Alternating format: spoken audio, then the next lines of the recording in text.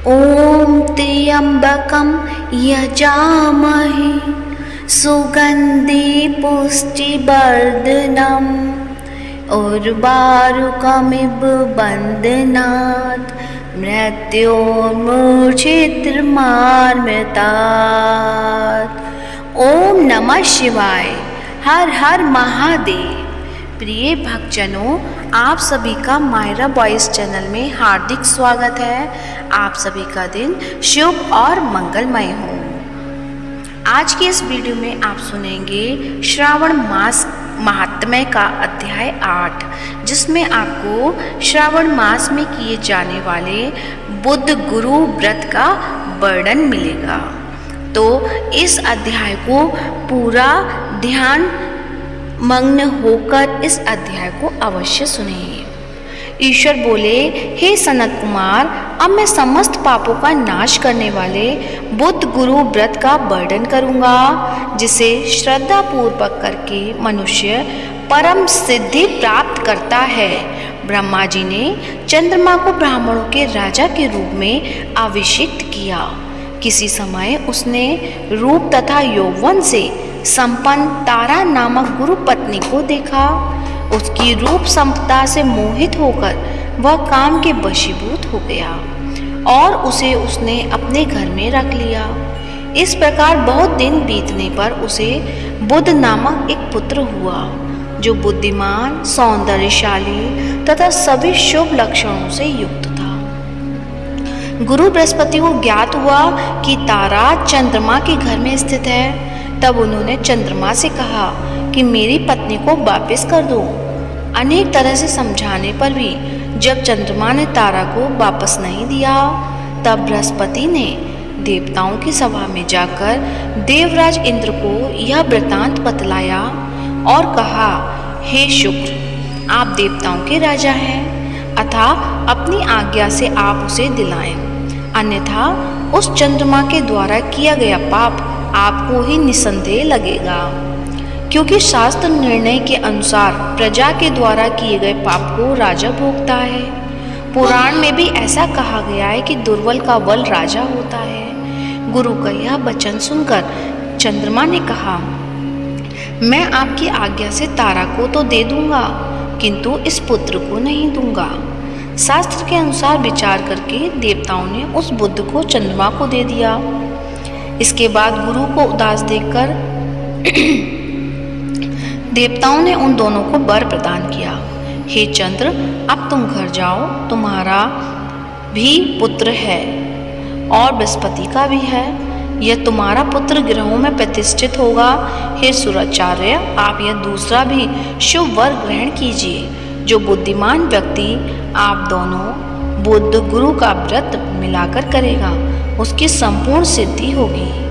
यह सत्य है, इसमें संदेह नहीं।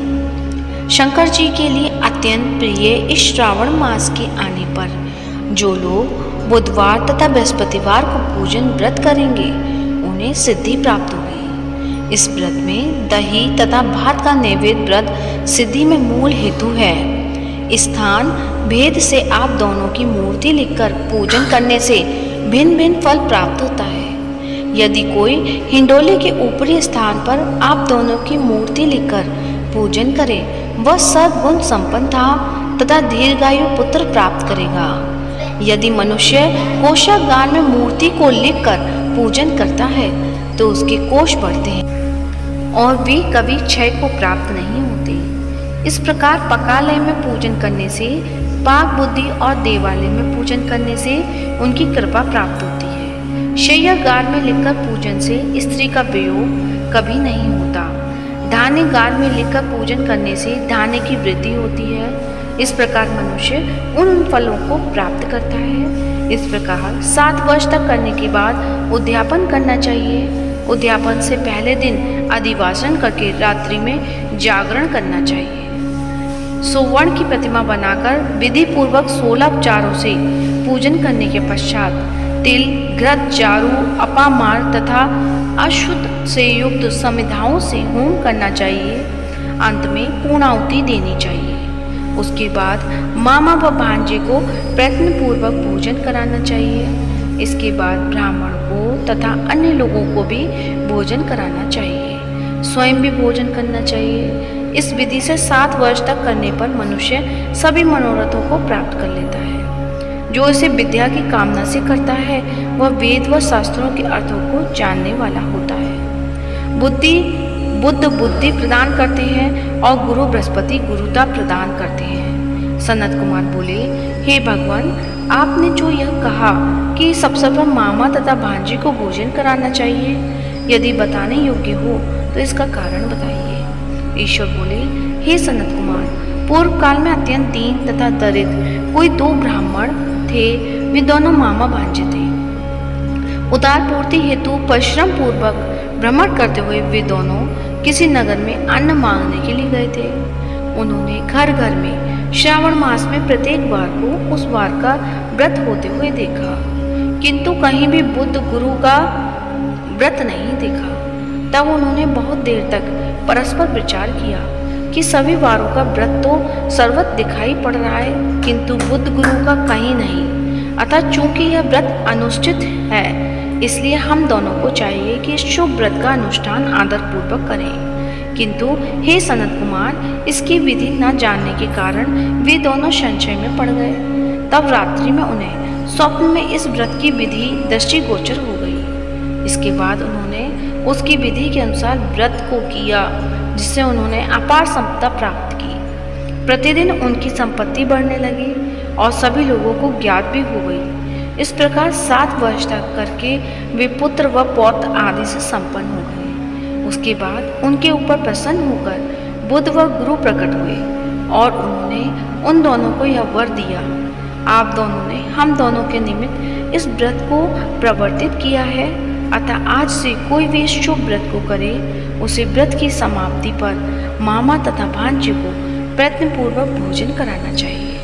इस व्रत के प्रभाव से उसे सभी कामनाओं की परम सिद्धि हो जाती है और अंत में चंद्र सूर्य पर्यंत उसका हमारे लोक में वास होता है। इस प्रकार श्री स्कंद पुराण के अंतर्गत ईश्वर सनत कुमार संवाद में श्रवण मास महात्म्य में बुद्ध गुरु व्रत कथन नामक 8वां अध्याय पूर्ण हुआ। तो प्रेम से बोलिए हर हर महादेव। तो आइए अब सुनते हैं सावन के महीने में प्रतिदिन सुना जाने वाला श्री शिव चालीसा। तो प्रेम से बोलिए शंकर भगवान की जय हो। श्री गणेश गिरजा सुवन मंगल मूल सुजान, कहत अयोध्या दास तुम देहु अभय वरदान। जय गिरिजापति दीन दयाला, सदा करत संतन प्रतिपाला। भाल चंद्रमा सोहत नीके, कानन कुंडल नाग फनी के। अंग गौर शिर गंग बहाए, मुंड माल तन झार लगाए। वस्त्र खाल बागंबर सोहे, छवि को देख नाग मुनि मोहे। मैना मातु की है दुलारी, बाम अंग सोहत छवि न्यारी। करिश त्रिशूल सोहत छवि भारी, करत सदा शत्रुघ्न क्षयकारी। नंदी गणेश सोहित है कैसे, सागर मध्य कमल हैं जैसे। कार्तिक श्याम और गणराऊं, या छवि को कही जात न काऊं। देवन जब ही जाए पुकारा, तब ही दुख प्रभु आप निवारा। किया उपद्रव तारक भारी, देवन सब मिली तुम ही जुहारी। तुरत षडानन आप पठायूं, लवनी नेश महमारी गिरायूं। आप जलंधर असुर सहारा, सुयस तुम्हार विदित संसारा। त्रिपुरासुर सन युद्ध मचाई, सब ही कृपा कर लीन बचाई। किया तप ही भागीरथ बारी, पूरब प्रतिज्ञा तसु पुरारी। दानिन मह तुम सम को नाही, सेवक स्तुति करत सदाही। वेद नाम महिमा तब गाई, अगत अनादि वेद नहीं पाई।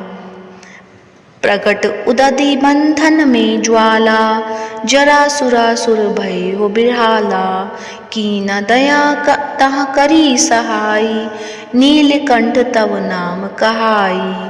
पूजन रामचंद्र जब कीना, जीत के लंक विभीषण दीना। सहस कमल में हो रही धारी, कीना परीक्षा तब ही पुरारी। एक कमल प्रभु राखें जोई, कमल नयन पूजन चह सोई। कठिन भक्ति देखी प्रभु शंकर, भय प्रसन्न दिए इच्छित वर। जय जय जय अनंत अविनाशी, करत कृपा सबके घटवासी। दुष्ट सकल नित मोहि सतावे, भ्रमत रहे मोहि चैन न आवे। त्राहि त्राहि मैं नाथ पुकारो, यही अवसर मोहि आन उबारो।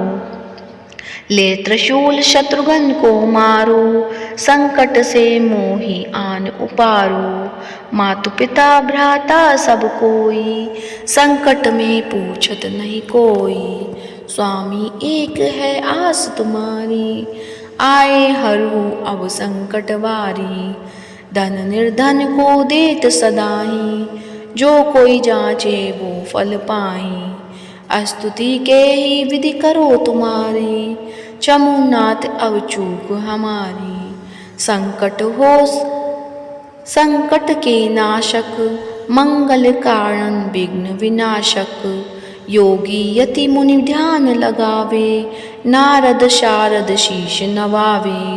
नमो नमो जय नमो शिवाय, सुर ब्रह्मादिक पार पाए। जो यह पाठ करे मन लाई, तापर होते है शंभु सहाई।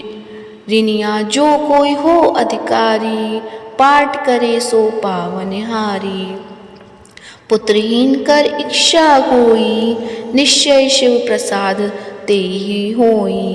पंडित त्रयोदशी को लावे, ध्यान पूर्वक होम करावे। त्रयोदशी व्रत करे हमेशा, तन नहीं ताके रहे कलेशा। धूप दीप नैवेद्य चढ़ावे, शंकर सम्मुख पाठ सुनावे। जन्म जन्म के पाप नसावे, अंतवास शिवपुर में पावे। कहे अयोध्या आस तुम्हारी, जानी सकल दुख हरहु हमारी। नित नेम कर प्रातः ही पाठ करो चालीसा। तुम मेरी मनोकामना पूर्ण करो जगदीश। मकसद छठी हेमंत ऋतु, संबत 64 जान। स्तुति चालीसा, शिव ही पूर्ण कीन कल्याण। तो प्रेम से बोलिए हर हर महादेव। उम्मीद करती हूँ आज की कथा अच्छी लगी होगी। कथा अच्छी लगी है तो वीडियो को लाइक करें, शेयर करें और कमेंट में हर हर महादेव अवश्य लिखें। और इस वीडियो को ज़्यादा से ज़्यादा शिव भक्तों को फॉरवर्ड करें। धन्यवाद। जय जय।